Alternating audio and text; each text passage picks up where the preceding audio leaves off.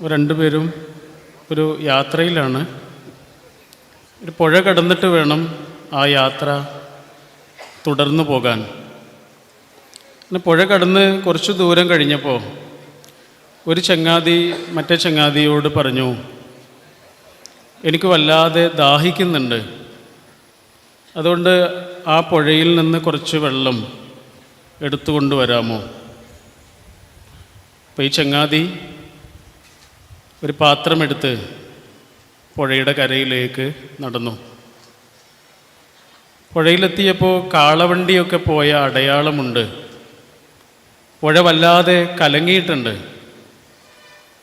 ഇദ്ദേഹം വെള്ളം കോരാതെ ഒഴിഞ്ഞ പാത്രവുമായി ചങ്ങാതിയുടെ അടുത്തേക്ക് തിരിച്ചു വന്നു. എന്നിട്ട് ചങ്ങാതിയോട് പറഞ്ഞു, വെള്ളം വല്ലാതെ കലങ്ങിയിട്ടുണ്ട്, ഇപ്പം കുടിക്കാൻ കഴിയില്ല, നമുക്ക് പോകാം. അപ്പോൾ ഈ ചങ്ങാതി പറഞ്ഞു, എന്താണ് സുഹൃത്തെ ഇത്ര തിടുക്കം? കുറച്ചു നേരം കാത്തിരിക്കൂ, ഏത് ജലാശയവും തെളിയും. ബുദ്ധനായിരുന്നു അത് പറഞ്ഞ ചങ്ങാതി. സംഘർഷഭരിതമായ ഒരു സാമൂഹിക ചുറ്റുപാടിൽ നമ്മൾ ഇന്ന് ഓർക്കുന്ന ആ വലിയ മനുഷ്യൻ സമുദായത്തോടും സമൂഹത്തോടും പറഞ്ഞത്, കാത്തിരിക്കൂ, ഏത് ജലാശയവും തെളിയും എന്നായിരുന്നു. ഓർമ്മിക്കപ്പെടാൻ യോഗ്യത നേടുക എന്നുള്ളതാണ് ഒരായുസ് കൊണ്ട് ഒരു മനുഷ്യനെ നിർവഹിക്കാവുന്ന ഏറ്റവും മനോഹരമായ ദൗത്യം. ശ്യാമപ്രസാദിൻ്റെ അഗ്നിസാക്ഷി എന്ന് പറഞ്ഞിട്ടുള്ളൊരു സിനിമയുണ്ട്. അതിൽ ഉണ്ണി നമ്പൂതിരി എന്നൊരു കഥാപാത്രമുണ്ട്. ലളിതാംബിക അന്തർജനത്തിൻ്റെ അഗ്നിസാക്ഷി എന്ന നോവലാണ് അതിൻ്റെ അടിസ്ഥാനം. നമ്മളിന്ന് ഓർമ്മിക്കുന്ന ആ വലിയ മനുഷ്യനെ എപ്പോഴൊക്കെയാണോ മനസ്സിൽ ഓർമ്മ വരുന്നത്, അപ്പോഴൊക്കെ ഓർമ്മ വരാറുള്ളത് ഉണ്ണി നമ്പൂതിരിയെയാണ്. ഈ അവനവനേക്കാൾ ഉപരിയായി മനുഷ്യരെ കാണാൻ കഴിയുന്ന ഒരു ഹൃദയവികാസം ഉണ്ടല്ലോ, അതായിരുന്നു ശിഹാബ് തങ്ങൾ. ഇംഗ്ലീഷിൽ പറയാറുണ്ട്, don't take yourself too seriously. അവനവനെ വലിയ ഗൗരവത്തിലെടുക്കരുത് എന്ന്. ഒരാൾ അവനവനെ വലിയ ഗൗരവത്തിലെടുക്കാൻ തുടങ്ങുമ്പോൾ അയാൾ ഈ ലോകത്ത് ഒന്നും ബാക്കിയാക്കുന്നില്ല. എന്നാൽ തൻ്റെ സമയത്തെ, അറിവിനെ, ഊർജത്തെ, ഒരായുസ്സിനെ തന്നെയും മറ്റുള്ളവർക്കായി ഇങ്ങനെ പകുത്തു കൊടുത്ത ഒരു വലിയ ജീവിതത്തിൻ്റെ പേരായിരുന്നു ശിഹാബ് തങ്ങൾ. അത്രയേറെ മധുരതരമായി ഒരു കാലത്തെ അടയാളപ്പെടുത്തി.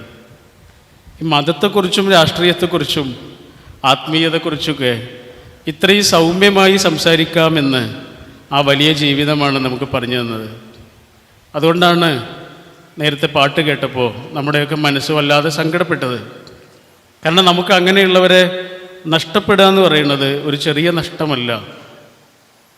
മതത്തെക്കുറിച്ചും ആത്മീയതയെക്കുറിച്ചും രാഷ്ട്രീയത്തെക്കുറിച്ചുമൊക്കെ സംഘർഷങ്ങളൊന്നുമില്ലാതെ എത്ര എതിരാളിയെയോ ഇങ്ങനെ നെഞ്ചിലേക്ക് ചേർത്ത് പിടിച്ച് നെറ്റിയിൽ ഉമ്മ കൊടുക്കാൻ കഴിയുന്നൊരു സൗമ്യതയുണ്ടല്ലോ, ആ സൗമ്യതയുടെ പേരായിരുന്നു Shihab Thangal.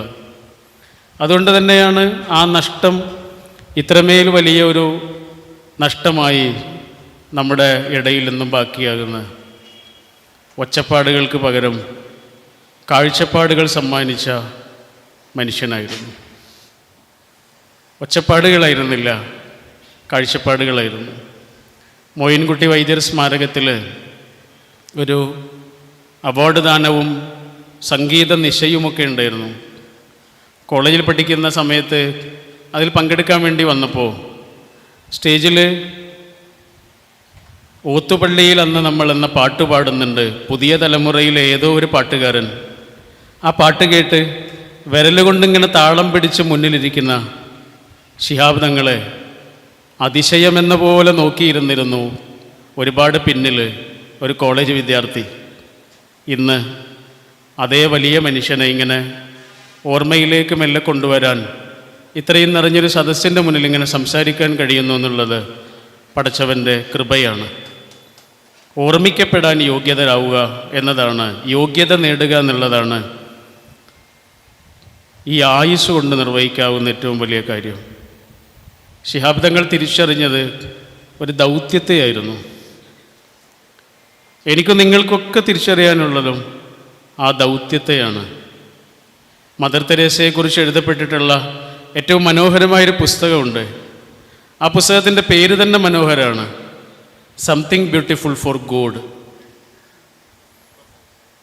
Something beautiful for God. പടച്ചവന് വേണ്ടിയിട്ട് ഭംഗിയുള്ള എന്തെങ്കിലും കുറച്ച്. അതിൽ മദറിനോട് ചോദിക്കുന്നുണ്ട്, എന്താണ് മദർ ഈ ലോകത്ത് ചെയ്തുകൊണ്ടിരിക്കുന്നത്, മിഷൻ എന്താണെന്ന് ചോദിച്ചപ്പോൾ മദർ അതിന് കൊടുക്കുന്ന മറുപടി ഇത്രയേ ഉള്ളൂ, ഒന്നുമില്ല മോനെ, കുറച്ച് മനുഷ്യന്മാരെങ്കിലും മരിക്കുന്നതിന് മുമ്പ് ഒന്ന് പുഞ്ചിരിക്കാൻ സഹായിക്കുന്നേ ഉള്ളൂ, അത്രയും ഞാൻ ചെയ്യുന്നുള്ളൂ.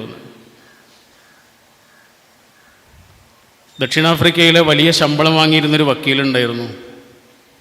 വലിയൊരു ഓഫീസിൻ്റെ അധിപനായിരുന്നു. അദ്ദേഹമാണ് ഒരു നിമിഷം തിരിച്ചറിയണത്, ഞാൻ ഈ ലോകത്ത് ജീവിക്കുന്നത് വക്കീലാകാനൊന്നുമല്ല. ആ നിമിഷമാണ് അദ്ദേഹം 1915 ജനുവരിയിൽ ക്യാപ് ടൗണിൽ നിന്ന് ഇംഗ്ലണ്ട് വഴി ഇന്ത്യയിലേക്ക് പോകുന്ന കപ്പലിൽ കയറിയിട്ട് നാട്ടിലേക്ക് തിരിച്ചു വന്നത്. ആ ഒരൊറ്റ തിരിച്ചറിവ് ആ മനുഷ്യനില്ലായിരുന്നെങ്കിൽ നമ്മൾക്ക് ഒരു ഗാന്ധിജിയെ കിട്ടില്ലായിരുന്നു.